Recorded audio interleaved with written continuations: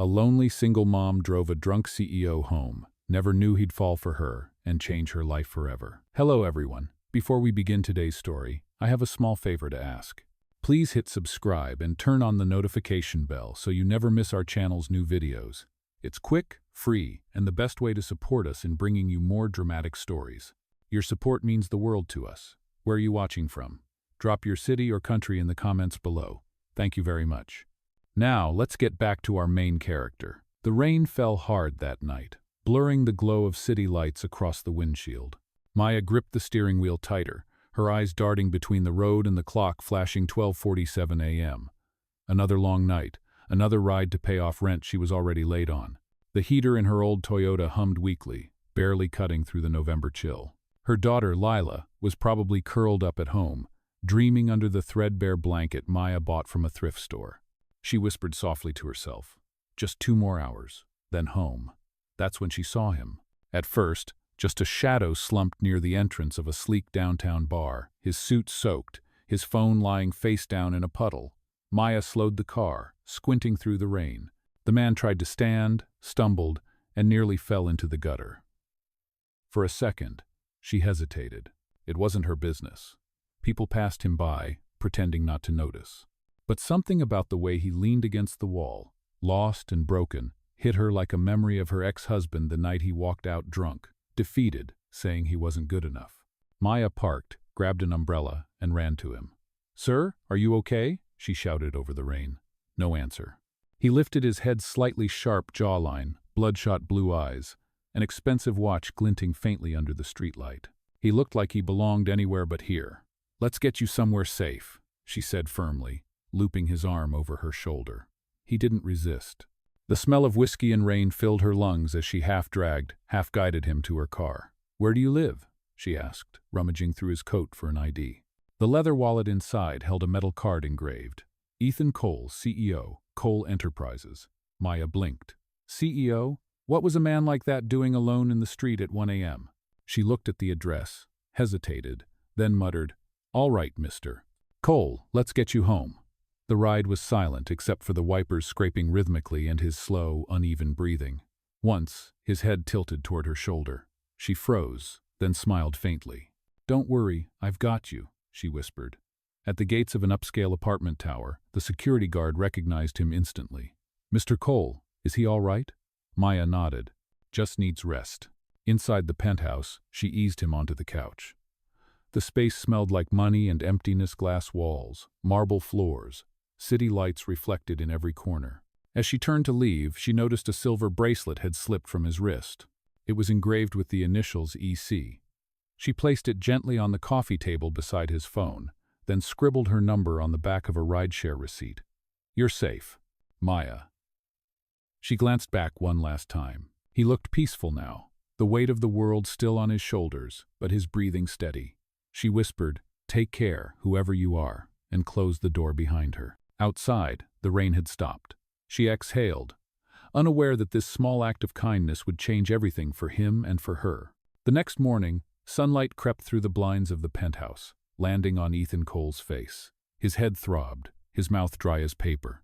He groaned softly, trying to piece together how he ended up on his own couch. The faint scent of rain lingered in the room, mixed with something softer, almost comforting. On the glass coffee table lay a rideshare receipt with a note scribbled on the back. "You are safe, Maya." His gaze shifted to the small silver bracelet resting beside it, the one engraved with his initials. Ethan frowned, running a hand through his hair. He did not remember losing it.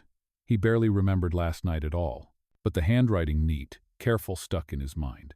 He picked up the note again, reading it aloud. Maya, a strange calm settled over him. That name felt like a thread pulling him towards something he could not explain. 2 days passed. Ethan returned to the boardroom and the endless rhythm of meetings, numbers, and emails. Yet every time he looked at the bracelet on his wrist, his mind drifted back to that note. His assistant, Clara, noticed. "Sir, are you all right? You seem distracted lately." He smiled faintly. "Just thinking about a ride home I barely remember." Clara blinked, unsure how to respond. That night, Ethan scrolled through his phone, searching his ride history. Finally, there it was, Maya T. Driver, 12:51 a.m. He hesitated for a long moment before calling. The line rang twice, then a gentle voice answered, slightly breathless. "Hello, this is Maya."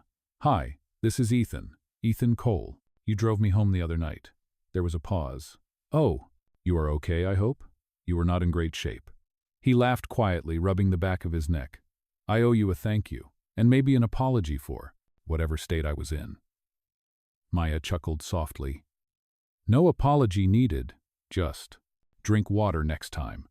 Her voice was warm, the kind of tone people only use when they care, even if they do not know you. Ethan found himself smiling. "Can I buy you coffee?"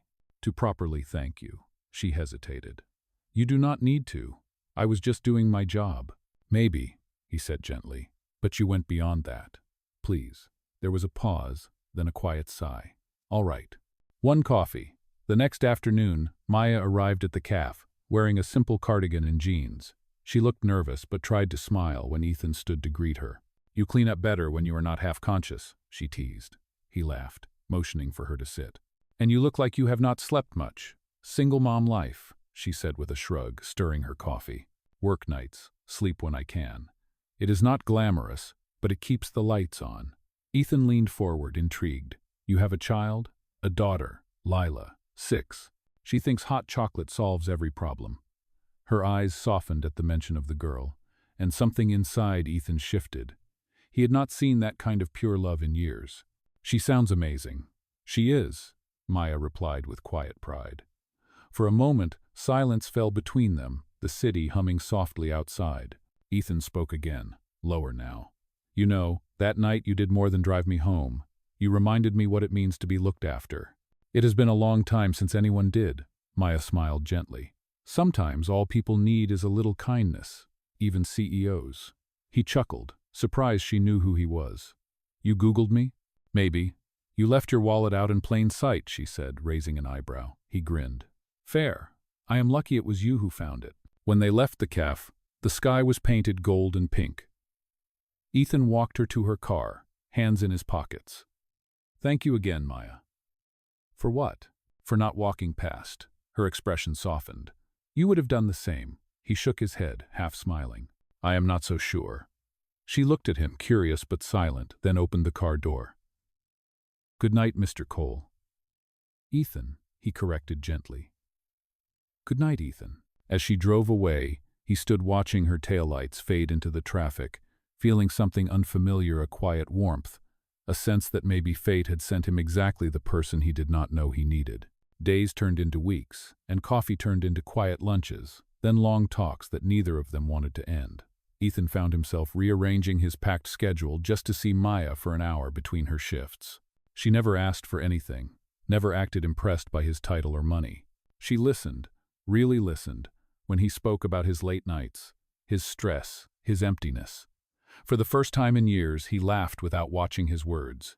One afternoon, after a meeting downtown, he saw her car waiting outside the building. The sight of that old Toyota made him smile. She waved when he stepped out. "Need a ride, Mr. Cole?" she teased. "You sure you are not off duty?" he replied, opening the passenger door. "For you, the meter is off," she said playfully. As the car merged into traffic, soft jazz played from the radio. For a while, neither spoke. Then Ethan turned to her. "How do you manage it all? Working nights, raising your daughter, still smiling?" Maya exhaled softly. "Because she needs me to. Lila deserves to believe the world is kind. So I have to show her that even when I do not feel it myself." Her words stayed with him. When he got home that night, the penthouse felt colder than usual. He glanced at the silver bracelet on the table, the same one she had placed there weeks ago. And for the first time, he realized it was more than metal. It was a reminder of that night she did not walk away. The next morning he called his assistant. "Clara, set up a private driver position under corporate accounts. I want Maya Torres to take it." Clara blinked. "Sir, she is not with our agency." "She will be," he said simply. When Maya received the offer, she was stunned. The pay was more than double what she earned now, with flexible hours. She called Ethan immediately. "You cannot do this," she said firmly. "I did not help you for a job." "I know," he answered. "That is exactly why you deserve it." She hesitated, torn between pride and gratitude. Finally she whispered, "All right, but only until I can stand on my own." Ethan smiled. Deal. Their days began to overlap even more. She drove him to meetings, waited in the car with a paperback in hand, and sometimes he joined her and Lila for takeout dinners at a park near the river. Lila adored him instantly, calling him Mr. Fancy Shoes. Ethan would laugh, pretending to be offended. "They are not that fancy. They shine like movie shoes," Lila giggled, swinging her legs. Maya watched them with quiet affection, her heart tightening in a way she had not felt since her ex-husband left. There was something about Ethan's calm patience, the way he never treated her or her daughter like charity, that unsettled her in the best way. But not everyone saw it that way. One evening, while she waited outside the Cole Enterprises building, a coworker from her old rideshare job spotted her. "So this is your new gig, huh?" the woman smirked. "Driving rich men home, until one keeps you." Maya froze, her cheeks burning. "It is not like that," she said quietly. "Sure," the woman sneered before walking away. Later that night, Maya told Ethan she wanted to quit. "People are talking," she said, her voice shaking. "They always will," he replied. "But you cannot live by their noise." She looked at him, her eyes glistening.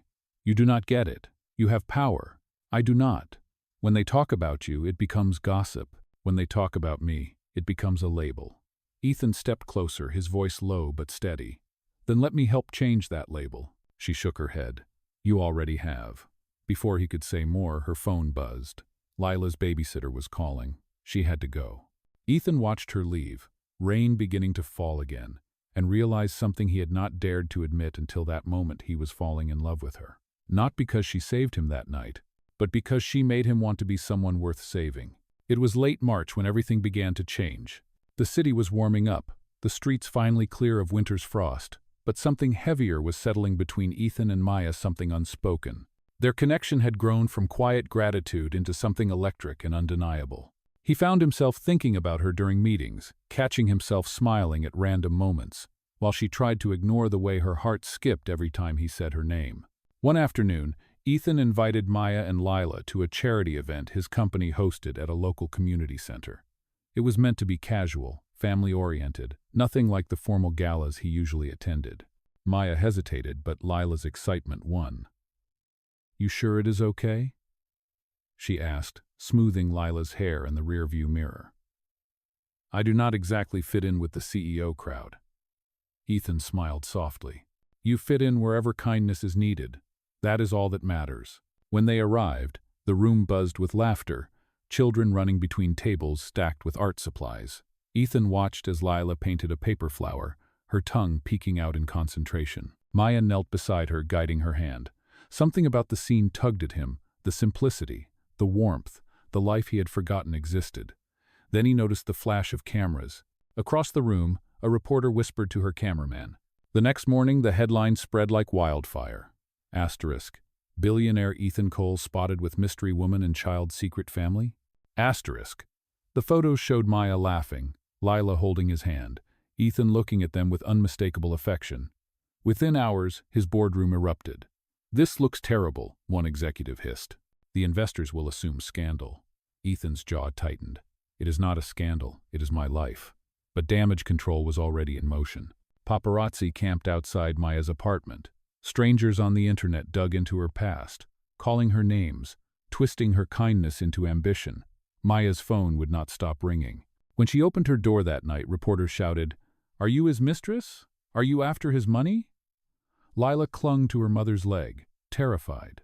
That was the moment Maya realized she could not let this continue. She called Ethan. Her voice trembled, but her decision was firm. "I am sorry, Ethan. I cannot do this. My daughter is scared. I need to protect her. Maya, please. I can fix this." "No, you cannot. I do not belong in your world." The line went silent. Then, softly, she added, "Thank you for everything. Goodbye." The next morning, she packed their things and moved across town to a quieter neighborhood, trading her driver job for a position at a local diner. She told herself it was better this way, safe, quiet, simple. But every time the doorbell chimed and she turned to see a customer walk in, her heart leapt, half expecting to see him standing there. Ethan tried to give her space, but the emptiness was unbearable. His penthouse felt like a cage again. He stopped attending parties, stopped smiling in meetings, Clara finally confronted him. "Sir, it has been 3 weeks. You have not been yourself." He looked out the window, the skyline glittering like cold glass. "I had something real, Clara, and I let her walk away because I did not protect her from my world." One evening, as he scrolled through his inbox, an email subject caught his eye. Community Center Restoration Project. Attached was a list of volunteers. Maya Torres was one of them. His heart skipped. Without thinking, he grabbed his coat and left. When he arrived, he saw her through the glass doors, painting a mural with the children. Lila stood beside her, laughing, her curls bouncing. Maya's smile was faint, tired, but still the most beautiful thing he had ever seen. For a long moment he did not move. Then he took a deep breath and stepped inside. The sound of his footsteps echoed softly on the tile. Maya turned, brush still in hand, her eyes widening when she saw him. "Ethan, what are you doing here?" He smiled gently. "I came to see the woman who reminded me what home feels like." Her lips parted, words caught in her throat. And for the first time since that rainy night, the air between them felt like hope again. Maya stood frozen, the paintbrush slipping slightly in her hand as Ethan's voice filled the quiet hall. For a moment it felt like time folded back to that rainy night when she first found him slumped by the bar. The memory of his exhaustion, his lost expression, and the way she had whispered, "You are safe now," rushed through her mind. "Ethan," she finally said, her tone cautious but soft, "you should not be here. The press will—" "I do not care about the press," he interrupted gently, stepping closer. "I care about you, about both of you." Maya's heart pounded as she looked toward Lila, who had paused mid-laugh to wave shyly at him. "Hey there, Mr. Fancy Shoes," the little girl called, breaking the tension. Ethan laughed, the sound raw and real. "You still remember that nickname, huh?" "Mom talks about you sometimes," Lila said innocently. "She says you are a good man who just got lost for a bit." Maya flushed, trying to hush her daughter, but Ethan smiled at the words like they were sunlight breaking through a storm. "Your mom gives me too much credit," he said softly, his gaze never leaving Maya. After the event ended, he helped her clean up the paint trays and brushes, their hands brushing once, sending a spark neither could ignore. "Maya," he began, "I am sorry for everything, for not protecting you from the chaos that my world brings. I was too focused on fixing my image when all I wanted was to be the kind of man who deserved to be in your life." She sighed, setting a paintbrush down, her shoulders tense. "Ethan, I do not blame you. But my daughter and I, we need peace, not headlines." "Then let me give you that peace," he said firmly. "Not with money or promises, but with action. I have been working on something. I want to show you." A week later, he sent her an invitation. The envelope was simple, handwritten, not flashy. "Drive Home Project launch. Saturday, 6 p.m. The same words that once sat on the silver bracelet he wore. When she arrived at the downtown auditorium, she froze. A giant banner hung above the stage.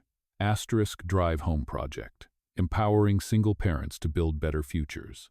Ethan stood at the podium, his eyes scanning the crowd until they found hers. Cameras flashed, but his voice stayed steady. "This project was inspired by one woman's kindness," he began.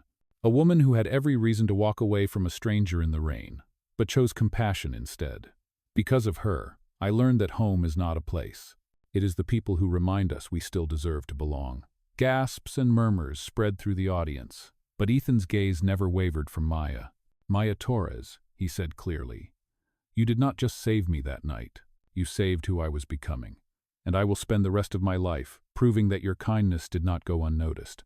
The applause that followed was thunderous, but all Maya could hear was the thud of her own heartbeat. She felt Lila's small hand squeeze hers. "Mom, that is you," the girl whispered proudly. Ethan stepped down from the stage, holding something in his hand.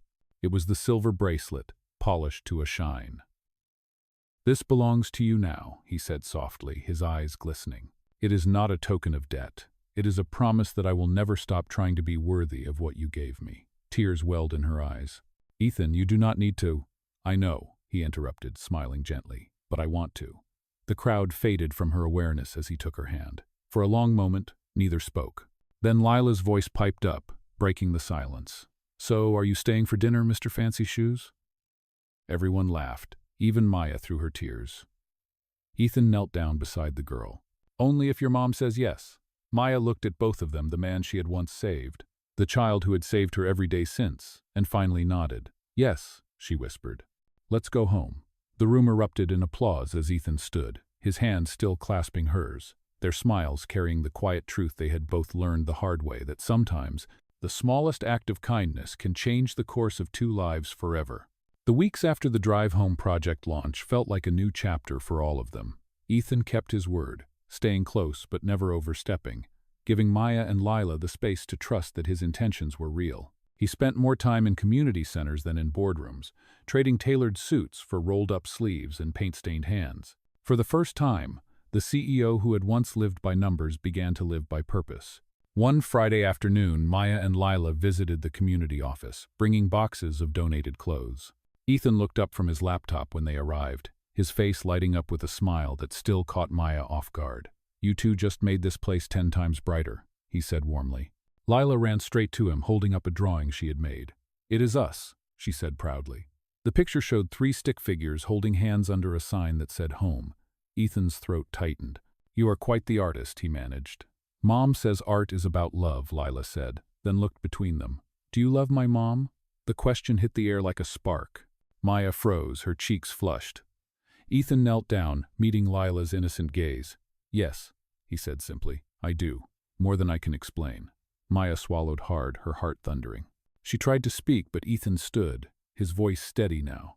"Maya, I have been trying to find the right time to tell you how much you changed my life. That night you drove me home. I was not just drunk. I was lost. I had everything money could buy, but I was empty. You reminded me that being cared for is not weakness, it is strength. And somewhere along the way, I fell in love with the way you see the world." Tears pricked her eyes. "Ethan, Wait," he said gently, reaching into his pocket. He pulled out a small velvet box and opened it, to reveal a delicate silver ring, engraved with the same initials as the bracelet EC. "This is not about grand gestures or headlines. It is about choosing each other every day, even when life gets hard. I do not want to rescue you or be rescued by you. I just want to build something real with you and with her." The room seemed to hold its breath. Maya's hands trembled as she covered her mouth, overwhelmed. "You really think we can make that work?" she whispered. "I do," he said, his voice unwavering. "Because kindness built this, and anything built from kindness can last." Lila tugged on her mother's sleeve. "Say yes, Mom, please." Maya laughed through her tears, nodding slowly. "Okay," she said, her voice shaking but sure. "Yes."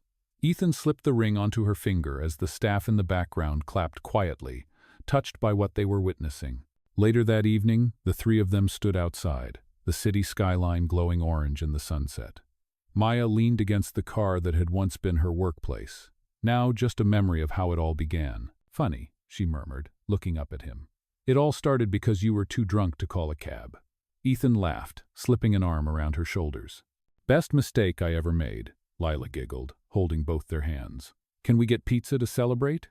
"You read my mind," Ethan said, grinning. As they walked down the street together, no cameras followed, no whispers chased them, just the sound of laughter and the rhythm of footsteps heading toward a future that finally felt like home. In that quiet, ordinary moment, the woman who had once driven a lost man home realized that she had also found her own way back to love, to peace, and to a life she had never dared to dream was waiting for her. Summer arrived with its golden light spilling over everything, and for the first time in years, Maya's life felt calm. She and Ethan had settled into a rhythm that was both ordinary and extraordinary. They were no longer just a single mom and a CEO from 2 different worlds. They were partners building something together, one small act of love at a time. On weekday mornings, Ethan would drop Lila off at school before heading to his office, often returning with a backpack full of her doodles, and a story about how she had told everyone her stepdad builds kindness for a living.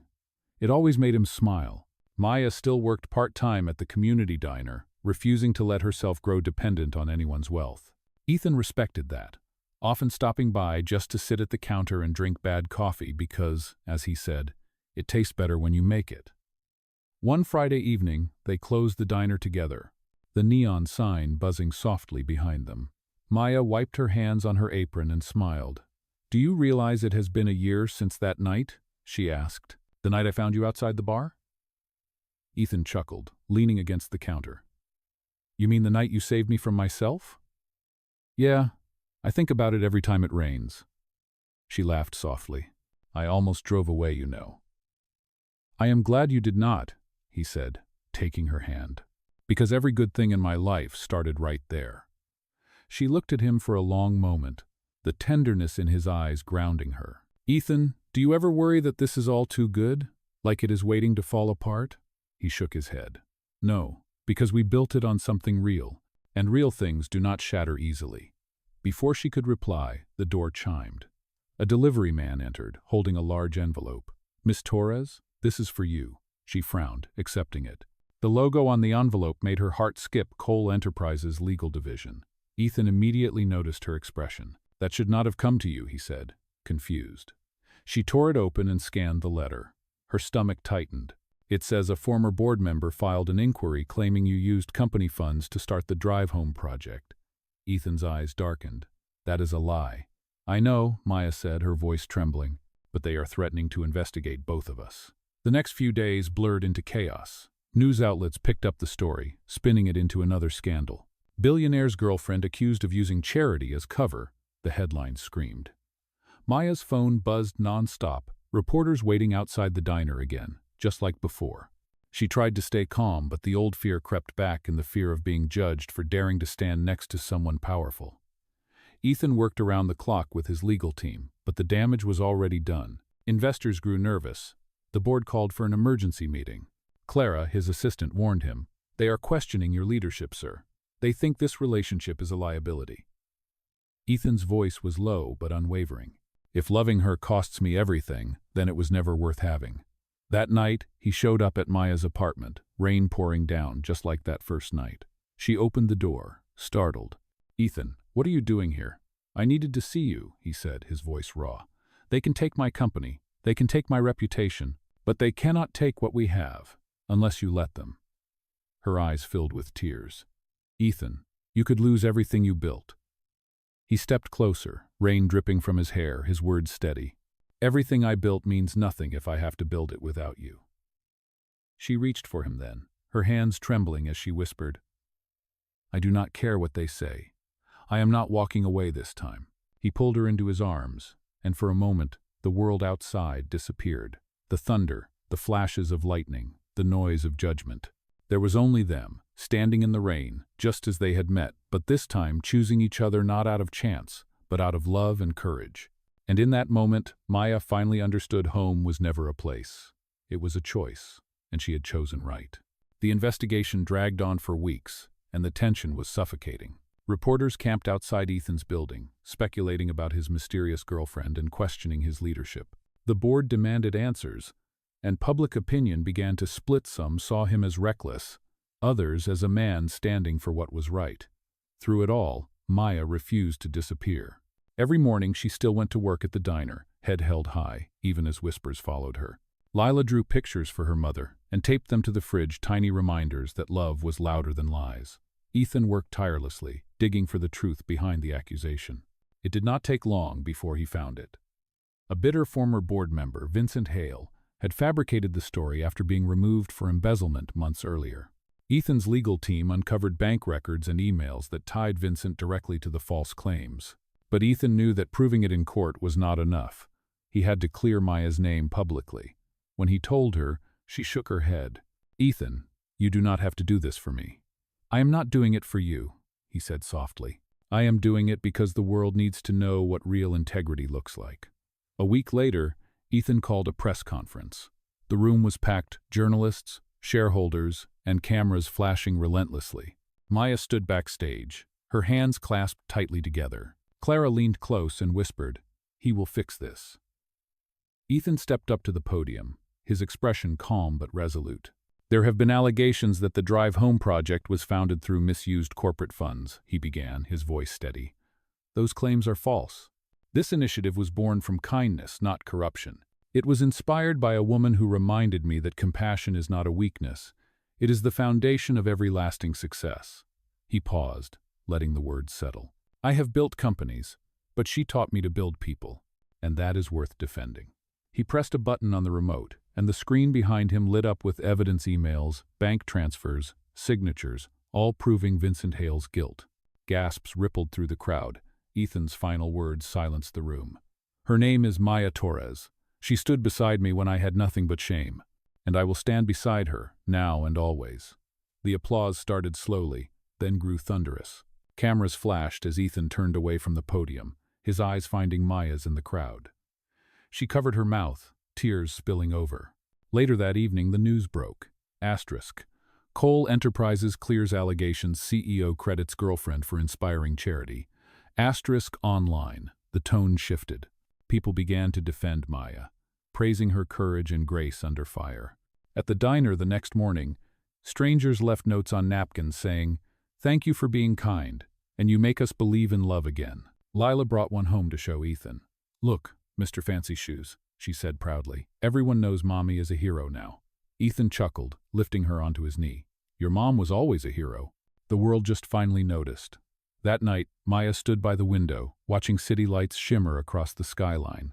Ethan came up behind her, wrapping his arms gently around her waist. "It is over," he whispered. "The board apologized. The foundation is safe. We can finally breathe again." Maya turned, resting her head against his chest. "You could have stayed silent. You could have protected yourself." "Maybe," he said, "but I would have lost something far more important, your trust." She smiled faintly. "You never lost it."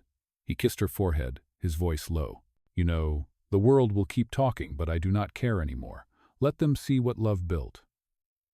Outside, rain began to fall softly against the glass, the same sound that had started it all. Ethan reached into his pocket and pulled out the silver bracelet once more, placing it around her wrist. "Full circle," he murmured. Maya looked down at it, her eyes glistening. "Yes," she whispered, "but this time, we are not driving home alone." In that quiet, rain-soaked night, they both understood the storm that once brought them together had also forged something unbreakable. The months that followed felt like the calm after a long, unrelenting storm. Ethan and Maya moved forward not as a scandal or a headline, but as two people who had chosen to build a life together out of truth and trust. The Drive Home project flourished, expanding to cities across the country, helping hundreds of single parents rebuild their lives. Maya took a leadership role, guiding the program with the same empathy that had once driven her to stop for a stranger in the rain. Ethan no longer hid behind the polished armor of a businessman. He spent his weekends at shelters and community events, trading speeches for stories, learning more from the people he helped than he ever had from any boardroom. Their lives were not perfect, but they were real, and that was enough. One crisp autumn evening, Ethan asked Maya to meet him at the very place where their story had begun, the street outside the old bar where she had once found him half-conscious in the cold. The neon sign flickered above them, now faded and dim, but she recognized it instantly. "You brought me back here?" she said, smiling softly. "You really want to relive that night?" Ethan chuckled. "Not exactly. I wanted to rewrite it." He reached into his coat pocket and pulled out something small, a folded napkin. When he opened it, she gasped. Inside was the note she had written him that night. "You are safe, Maya." The ink had faded, but the words still carried the same quiet power. "You kept it," she whispered. "Of course," he said. "It was the first time someone reminded me that I mattered, not because of who I was, but because I was human." His voice softened. "Maya, that night, you drove a drunk man home. You could not have known you were driving him toward his second chance." Her eyes glistened with tears. "And you gave me mine," she said quietly. "You made me believe that good people still exist." Ethan smiled, reaching for her hands. "Then let us make it official." He gestured behind her. She turned and froze. The street was empty except for a small string of lights draped between the lampposts, and standing under them was Lila, dressed in a pale blue dress, holding a bouquet of wildflowers. "Mommy," she called out, her voice full of excitement. "He has been waiting to ask you something." Maya covered her mouth as Ethan went down on one knee right there on the wet pavement. "Maya Torres," he said, his voice shaking slightly, "you once drove me home when I had lost all direction. Now I am asking you to let me spend my life driving you wherever your heart leads. Will you marry me?" Tears spilled down her cheeks as she nodded, her voice breaking. "Yes, 1,000 times, yes." Lila squealed, running toward them, wrapping her tiny arms around both. Ethan lifted the girl into his arms, his laughter mixing with the sound of the rain that had begun to fall lightly again, just as it had that first night. "Looks like history is repeating itself," Maya said through happy tears. Maybe, Ethan whispered, pulling her close. But this time I am sober and I am home. Months later, their small wedding took place in the same community center that once saved them both. It was simple white flowers, a borrowed piano, and friends who had become family. During his vows, Ethan said, "Love does not always arrive dressed in perfection. Sometimes it shows up in an old car on a rainy night, asking nothing but to help. And if you are lucky enough to recognize it, it will change everything." Maya's eyes filled as she looked around the room, the same room that had once witnessed her fear, now filled with laughter and light. As the ceremony ended, Lila tugged on her mother's hand and whispered, "Mommy, we finally have our forever home." Maya smiled, glancing at Ethan as he slipped the silver bracelet around her wrist again, the same one that had brought them full circle. "Yes, sweetheart," she said softly. "We do." And as the rain tapped gently on the windows outside, they danced together, not as a single mom and a millionaire, but as a family that had found its way home, proof that sometimes a single act of kindness can start the most beautiful story of all.